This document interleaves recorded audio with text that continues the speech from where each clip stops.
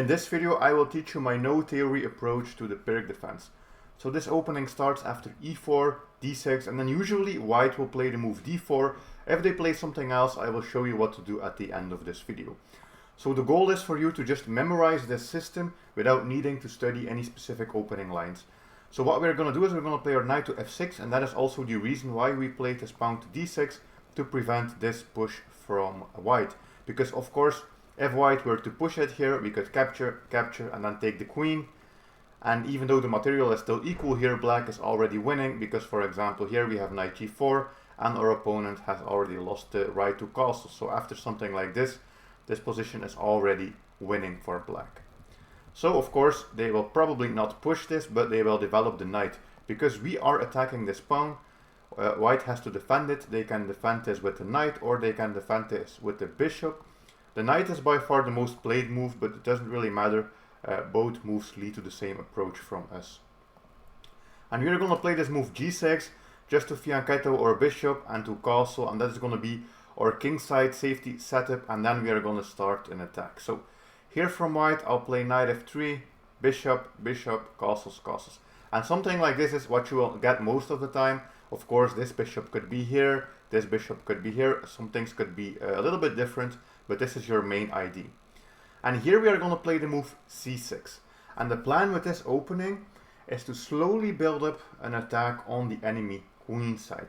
Because as you can see, it is actually white here who has the central control. And it is really hard for us to try and do anything in the center of the board. Also on the king side, it is rather hard to accomplish anything. But we do have this potential here to start this queen side attack, to push all of our pawns to get a lot of space and to start an attack. Many players also like to play bishop g4 here, but I don't think it's actually that good, because if you get something like this, well, white now has this bishop eyeing down your position, and there might be some tricks here, and this also slows down our attack. So I like to even just keep these pieces here for now and then play c6. So it's up to white to make a move. Most popular here is h3 because they want to stop this bishop, but of course we don't plan on playing that. And then immediately we go for pawn to b5. In some variations, for example here, if they play this early bishop c4, what I want to show you is that, for example, let's just make a move. Here, this is even better because we are winning a tempo on the bishop. But if they play the variation as I showed you, we're just going to push this pawn. But sometimes players will put their bishop there early on in the opening, and then you also get a little tempo win here with your pawn. So there are a couple of things we can check for white. First thing, as I said, if they play h3, we have our main line. That is the first thing I will take a look at. And I will also take a look at some other variations. What if they push this? And what if they, for example, develop the bishop? So h3, we're going to push. And now I'm going to act as if white is trying to stop us, because of course, if they just play something random, here we immediately have b4, this knight has to go somewhere, and then we can capture this pawn for free. So white has to try and stop this. But we're going to play a5 just so we can do this push and then win this pawn. So if, for example, here we get a move like bishop e3, I like to play the move knight to a6 and develop the knight here, because this is also helping us in this push of the pawn. Of course here, if you push, you get this, this, and then you lose the rook. So we don't want to do that. So if we want to push this, you want to first develop the knight, then I'm going to make a move for white. And then here you can always push, because if they capture, we can capture now, and this knight is blocking the rook. And after this one moves, of course, you will be able to win this pawn as well.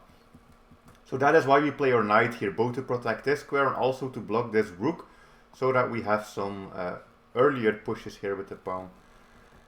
So we could push, and you can also, here for example in this variation, take the pawn, and then you are already a pawn up.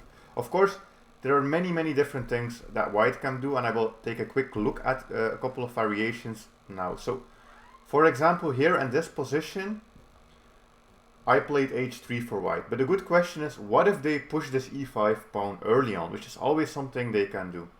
Well, here you can just take the queen, and then you have a position like this, and you have an attack on this pawn. You are now threatening to win it. Of course, if they defend it, we are going to activate the knight, and you can see we already have 3 pawns. So you don't really have to worry about this e5 push.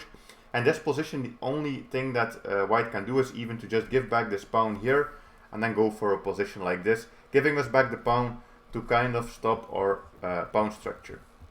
So if they do this early push, that's not really a problem. If they, for example, play something like bishop here instead of the move h3, you can always just follow the same ID with the b5.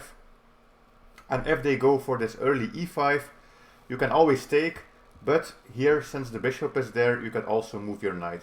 So the thing I would say to you is, if they play this early e5, just take a quick moment to look at the position, because sometimes you want to take, sometimes you want to play knight here to attack a bishop, and there are even variations in which it's good to play the knight back. I wouldn't play that here, because it's a little bit too passive, but sometimes that is also a decent move. Then here, in this position, I showed you what to do after bishop e3 again. They can always push e5, and here you could take it. Of course, knight here is not possible anymore, and knight here is always a little bit more passive. So I would say take this, and if they push the pawn in this position. And then another thing I wanted to check is, for example, here, what if they play b4 instead of queen d2? So just a couple of ideas. None of these lines you have to study by heart, but the idea is to always go for this kind of setup with the knight here. And I just want to show you some examples. So for example, what if they play the pawn here themselves? Well, you can actually take it, so that's not a problem. And then you can play something like bishop b7. And here you can see we already have a lot of pressure. Of course, taking this is not possible because you would lose your rook. So that's why we play our bishop here. And now we are threatening to capture this one. And if they defend it, we can move back the knight. And this way we have our knight supporting this pawn, or knight supporting the center. And in many variations we will also do this c5 push later on, if we were not able to do the b4 push. So here, for example, you can push c5, and you can see this is a good move, because we are either threatening to take here or here, and we're also at the same time threatening to capture this central pawn from white. So a variation you could have is something like takes, takes, takes, takes, and then queen here. And this is also a really good position for black. As you can see on the screen, both of our bishops are eyeing down these diagonals, so it's really hard for white to place any pieces on the queen side. And at the same time, we do have 2 rooks here, and we have this pressure and this knight. So we have a lot of pressure here on the queen side, and we might even start pushing this pawn down the board in some variations. Then I also have to show you the Austrian attack. So the Austrian attack is this variation of moves, where white plays the early f4. And this is played a lot at the grandmaster level. I think online this is played almost never. People almost always go for this knight f3 move, or sometimes even bishop here, but that also doesn't matter. But this is played sometimes at the highest levels of chess, so I wanted to show you an approach against this as well, because you might get this in your games, and I don't want to leave you without any ideas. If you play this f4, you have to abandon the previous setup that I showed you, because it will just be a little bit too slow, because white has this strong central presence, and if you try to play for this queen side push, you will not survive. You will need to fight back in the center, which we can do quite easily. So here the main moves in the beginning are the same. We are going to develop, but here we're going to play knight to c6. And our idea is to play for an early e5 push. We want to push this as early as possible. But of course, if we were to push it here, you would get something like takes, takes, takes, and then yeah, you're just losing a pawn. So that's why we are playing knight to c6 with the idea of pushing this pawn.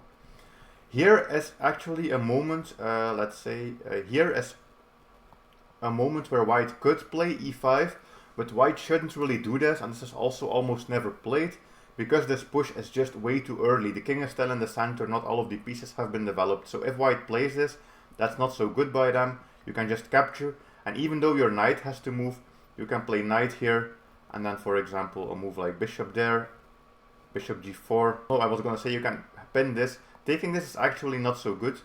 Here the best move would be to just capture this pawn, and then for example here takes, and then you can take here. Takes, takes, and here you are up a full pawn in this position, and you are already winning. So that is if they do the early push, but usually they won't do the early push. almost everyone will castle here, and then we are going to play e5 just so this push from white never happens. So we play e5, and here there are just a couple of ideas you have to know, because this, if you get the Austrian attack, this is the position you will always have, and you don't need to completely memorize these, you just need to understand that white has two options. They can either take, it doesn't really matter what way, they can take or they can push. So if they take, of course you recapture, and then usually they will try to go for this push, but there's always this move knight to d4, and there are some nice chances for black in this position. White can do two things here. They can either capture your knight or the pawn. So if they capture the pawn, we have a really cool move, knight takes d5, and we are also threatening to take this knight. So white will have to recapture, and then we take this knight on e5. So that is an important pattern to remember. If you play this e5 push, if they take you, you take them back, and if they push, you just go in the center. You drop the pawn, it doesn't really matter. You have this discovered attack to win back the pawn. And then here, they'll probably most of the time play something like this, trying to challenge your pieces. You can just drop back. You have a really strong knight in the center. And our idea is to play a move like c6. And we play this because we have sneaky tricks here with the queen on this diagonal. So for example, after takes, rook here, queen check, you can win a pawn. If they play something else, let me see, for example, if they play a move like this, you also have queen in, and you can already see here there are some discovered attacks. So if they try and go for your queen, here you even have check, and you also have check like this, and in that variation. It's going to be a big trade, but in the end you'll win material, and you'll also have a good attack on the queen side. So there are some interesting lines. You don't need to really memorize them, but you need to understand that you have to do this early push, and then you have to know this move, knight in, and just give this one away. Of course, if they capture you with this pawn, that's also possible, but this is a little bit worse from white. For example, here, if they take you, you have this move, knight takes e5 as well. You have to remember this idea. Give away your knight here, and then there is queen d4 check. The king will probably move, and you take this knight. And this is also perfectly fine, and this pawn is rather weak, and we will be able to attack it with multiple pieces as well. And the c6 move is always good to take away some squares from white. So that variation is also not a problem. What to do if they do this early push? Well, you can just go in with your knight as well. This is always the idea. And then if they capture, you should recognize this, because this is what we just had a look at, this position. And then of course, if they take, you take here. It's also possible for white in all of these lines to capture here, but that is even a little bit worse, because we get this pawn takes, and then for example a move like knight to a6, and here you can knight to b5 I mean, and here you can even play something like a6, give this away, and then again knight takes d5. Always remember this idea, knight takes d5, and if they take you, bishop takes with check, which is really a really strong variation.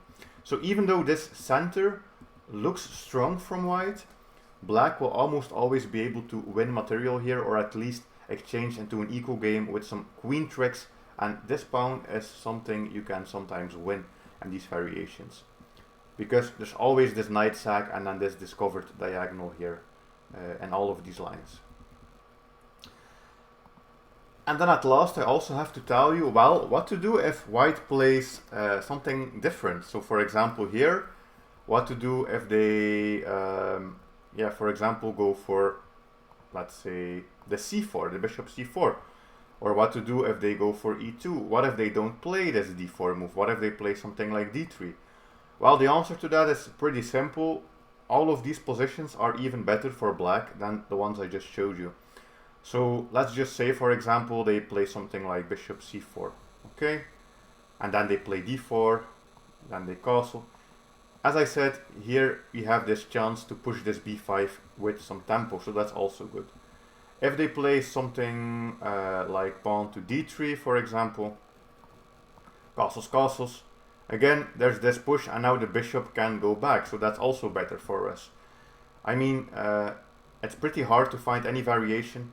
Let's say they go for, It's hard. I mean, I was going to say, let's say they defend it like this, maybe. That's also possible. But then, again, we just have these same variations. You don't need to know a lot of theory, really, for black. You always have the same idea. And in many of these lines, if they don't push the d4 pawn, I would even recommend to play this move c5, a6, b5, and expand like that. Because c6 is a little bit slow in those lines, because you can just play the c5 move for free. So you can even play that. So I hope with this you are able to now understand the Pirc defense. If you want, you can always watch the video again to understand some of these ideas even a little bit better. But there are basically only two things you need to know: how to play against the classical variation and how to play the Austrian attack. Just a quick shout out, I wrote a chess book, The Pegasus System, which is an awesome chess opening. You can find the link for that underneath the video, as well as the link for my online chess community. That's it for this video, and I'll see you in the next one. Bye!